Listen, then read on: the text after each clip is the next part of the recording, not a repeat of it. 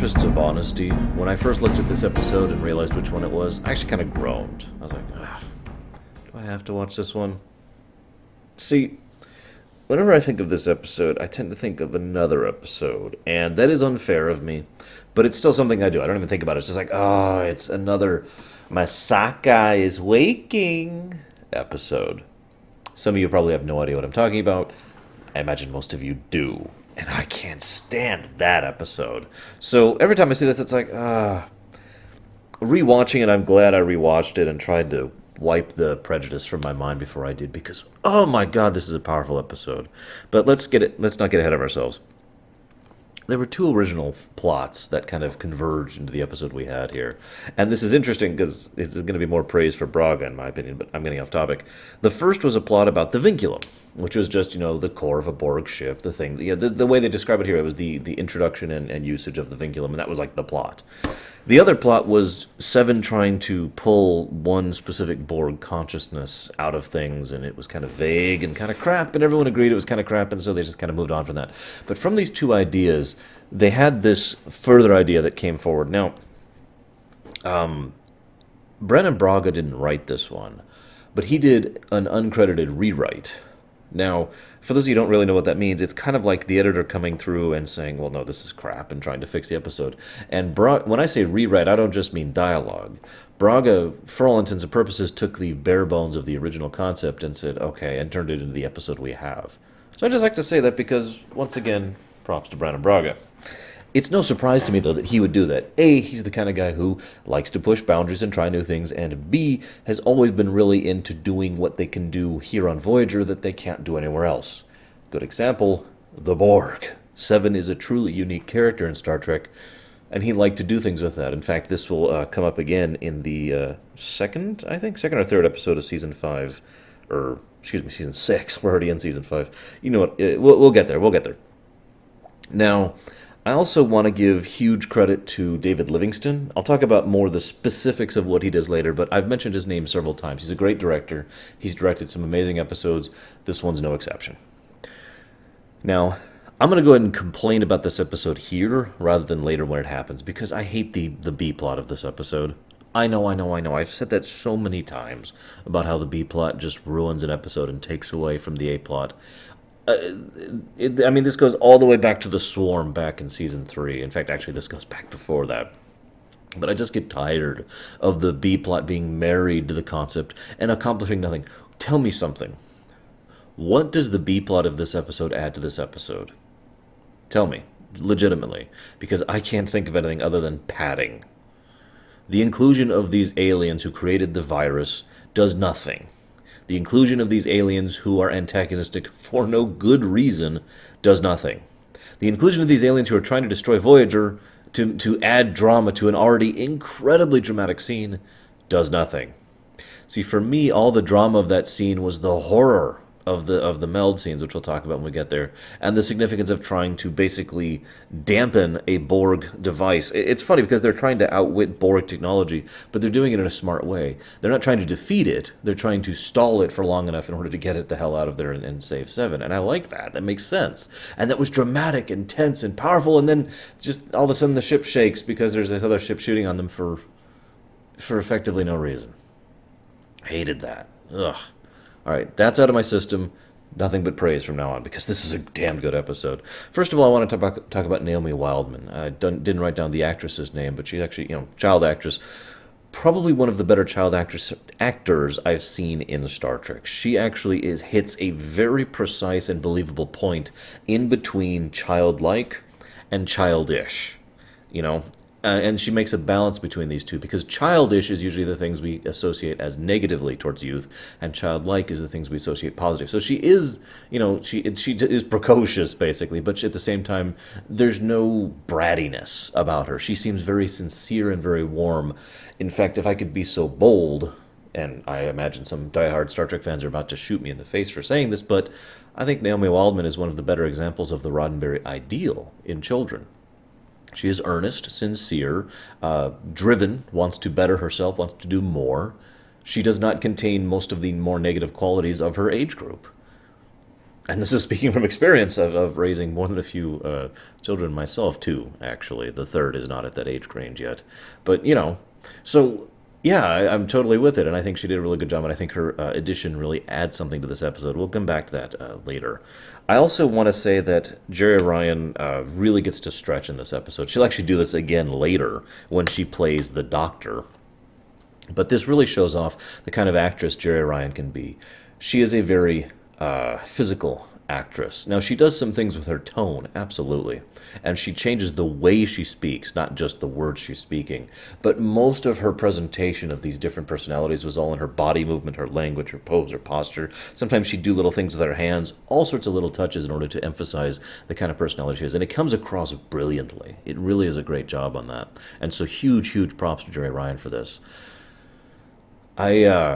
It's actually kind of a norm in Star Trek that some of the really good actors get a chance, like one big episode, where it's like, here, act. Patrick Stewart has had a few like this, The Inner Light, arguably being the big one. Brent Spiner had one where he played in Brothers, the episode Brothers. Over in Deep Space Nine, there were several. I don't want to cover all the episodes.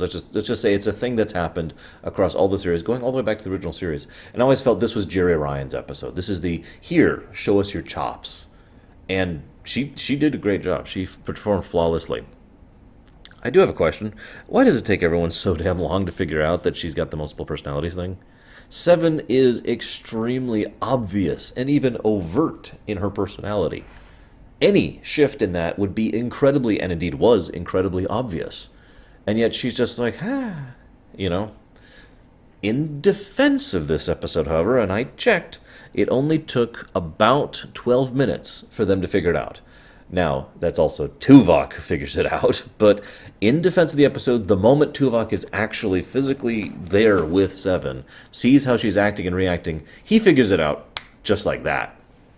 So props to the episode for not doing what I was irritated that it was going to do. Because I could just picture it. How many times, in Star Trek especially, but across fiction in general, has some person been possessed, or been timey-wimeyed, or been altered, or been replaced by a duplicate, and it takes everyone else forever to figure it out, despite the fact that the signs are there.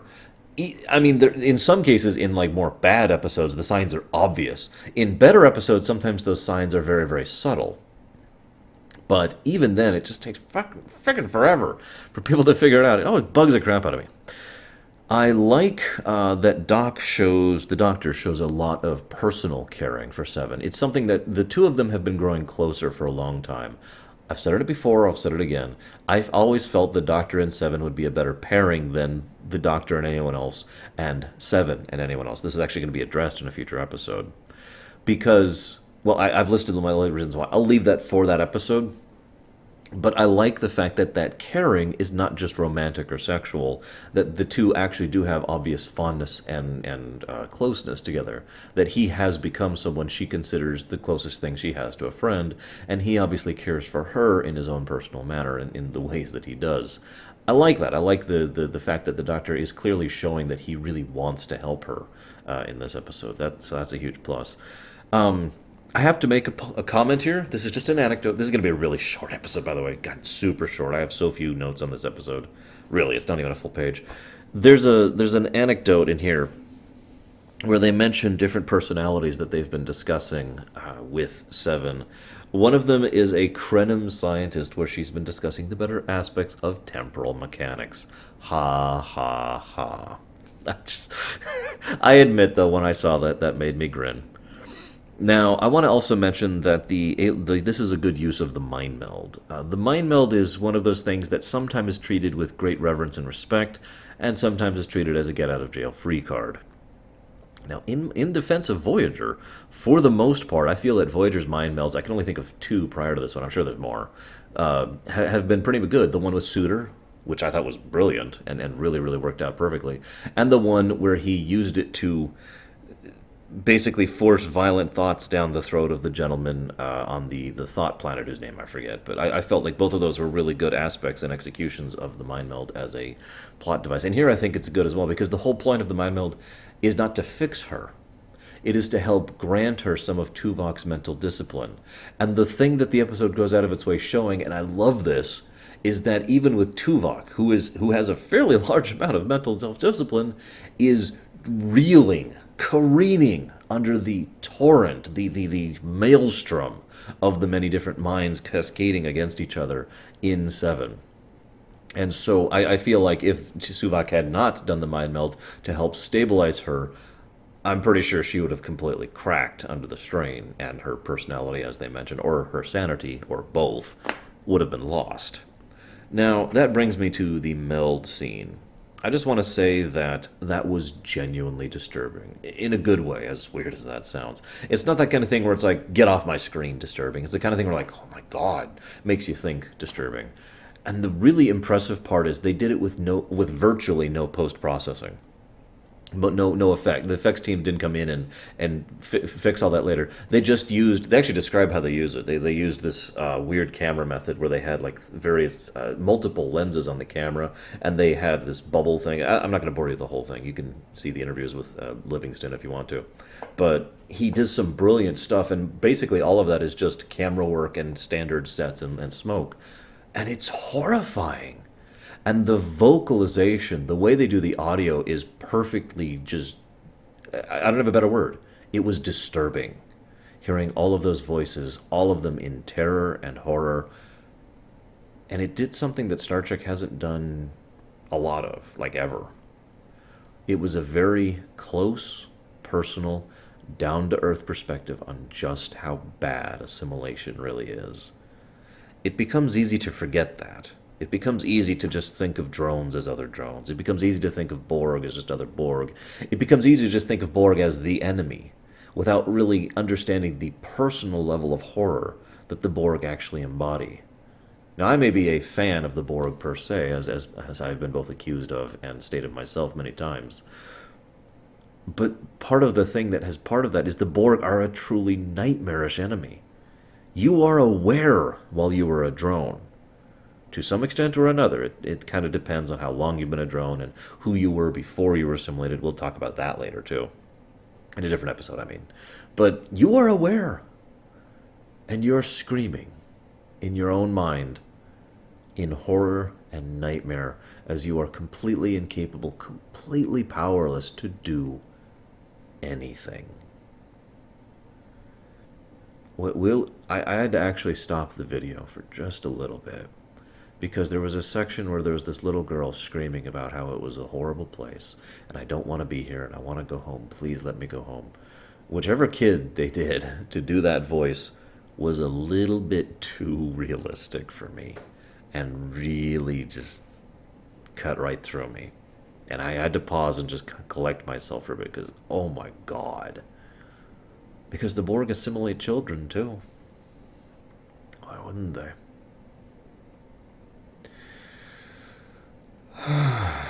Well, now that we've got that pleasant thought out of the way, I mentioned the aliens. Let's talk about the aliens for just a second. I just want to stress this, because this is so endemic of what Voyager's approach is to writing in general. And I feel like this was tacked on literally for padding. Like they were just running short on airtime, and it's like, okay, fine, here. And then there's an alien threat. Because that's what they are. And then there was an alien threat who somehow overpower Voyager, who somehow are refusing to even consider the concept of a compromise, and are going to just try and destroy you. And then the threat just evaporates the moment it's no longer needed. The moment the padding can go away, the threat goes away. Now, yes, you can make arguments for everything they did. It is understandable that a species that has been 99% extinguished by the Borg would not be inclined towards diplomacy. Not arguing that. It's understandable that they would think it's disrespectful that the Voyager crew have done so much to hamper their plan to stop the Borg, which, among other things, cost them the lives of their crew, who sacrificed themselves willingly to infect them. So that's understandable. And it's understandable that they're in a hurry. They want to make sure that gets back there as soon as possible. And yet the biggest problem with all of that is none of that involves thinking. And again, the aliens are just there for padding. So any excuses made for it are exactly that, excuses. For me, in this case, even though everything they do is excusable, it was detracting from the episode. I actually felt pulled out of the drama. I mean, we have these horrible, nightmarish, disturbing, I keep using that word, disturbing meld scenes, and then we see Taurus trying to outthink the technology, and then we have the ship being attacked by the aliens. Like, I think my tone shift there just kind of gets where I was like, oh my god, what's going to happen in the meld, and is Tuvok going to be damaged by this, and oh my god, the Borg thing, and oh, they're under attack. Oh, back to the meld, That's how I felt the whole time. It's like, God, just get back to the good stuff. Come on. Now, I know I haven't done a how I would have changed it thing in a while. Part of that's because there's been some good episodes. Part of it's because there's not really a lot of demand for that amongst my viewers. So forgive me for eating up even more of your time. Pudding. But I would change a couple of things about this episode. Just two. One is the obvious. Blink. Alien plot is gone. Just have it be a malfunctioning beacon. It was a surviving piece of a Borg cube that self-destructed. Remember, one of the Borg's biggest advantages, one of the reasons they are so technologically advanced, is their energy production. The amount of power a Borg cube or a sphere or whatever can produce is insane. So when a Borg ship goes down, it's a pretty big boom. So it's pretty understandable that even if a piece of that ship survived the destruction, it would be damaged. Boom! There you go. Understandable, relatable, works perfectly, done. No further explanation needed. No virus, no aliens, gone.